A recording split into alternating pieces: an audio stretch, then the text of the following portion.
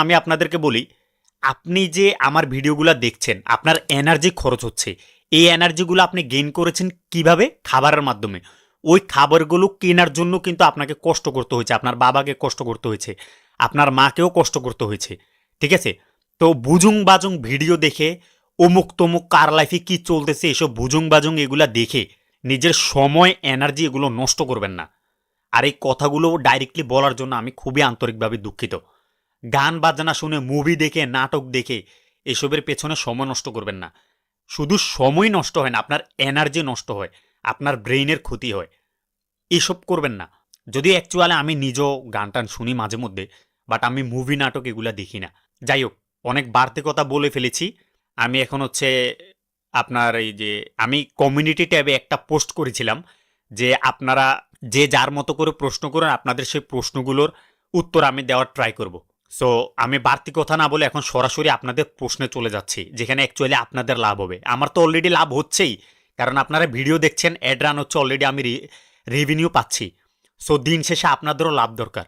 So আমি এখন ওই আপনাদের প্রশ্নগুলোর আনসার দেওয়ার ট্রাই করছি। একজন প্রশ্ন করেছেন, নিজের পার্সোনালিটি কোয়ালিটি সম্পূর্ণ করতেই ইম্পর্টেন্ট কিছু লিসেন জানতে চাই। ওয়েল, আপনি যদি অ্যাকচুয়াল অর্থে নিজের পার্সোনালিটিকে কোয়ালিটি সম্পূর্ণ করতে চান, তাহলে আমি আপনাকে একটা শব্দের মধ্যে আনসার দিব, সেটা হচ্ছে পুরুষ হওয়ার চেষ্টা করুন। শেষ, এটাই হচ্ছে আপনার জন্য আনসার। কেন আমি কথাটা বললাম?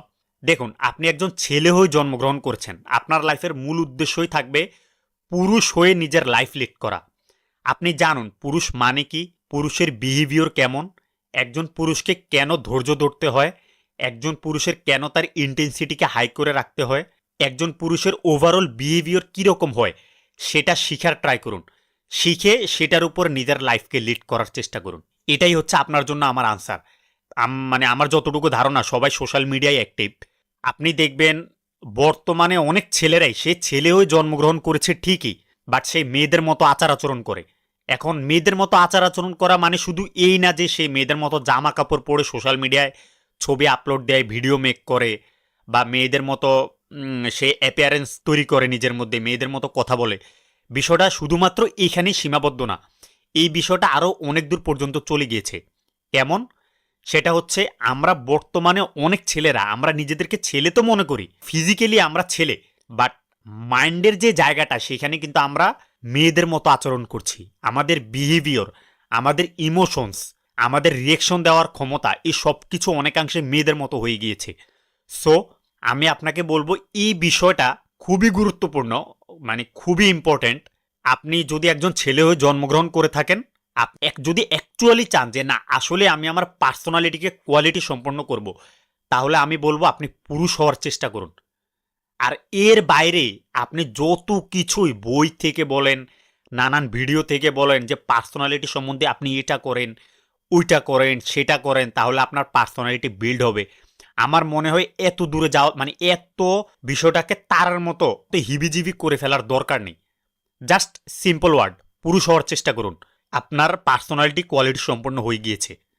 এরপর একজন বলেছেন, নিজের মধ্যে সবসময় কনফিডেন্স কিভাবে ধরে রাখবো? এটা ইম্পসিবল। একজন মানুষ কখনোই নিজের মধ্যে কনফিডেন্স সবসময় ধরে রাখতে পারবে না। আর কনফিডেন্স কখনোই ধরে রাখার জিনিস না।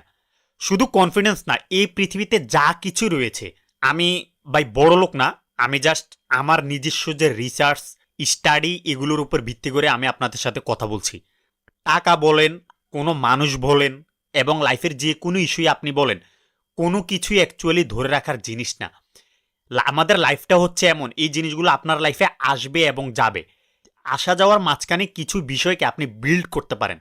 যেমন এখানে আপনি বলেছেন যে কনফিডেন্স কিভাবে ধরে রাখবো, যদি এটা কখনোই কোনো মানুষের পক্ষে অলওয়েজ কনফিডেন্স ধরে রাখা সম্ভব না। আপনি আপনার কনফিডেন্সকে বিল্ড করতে পারেন।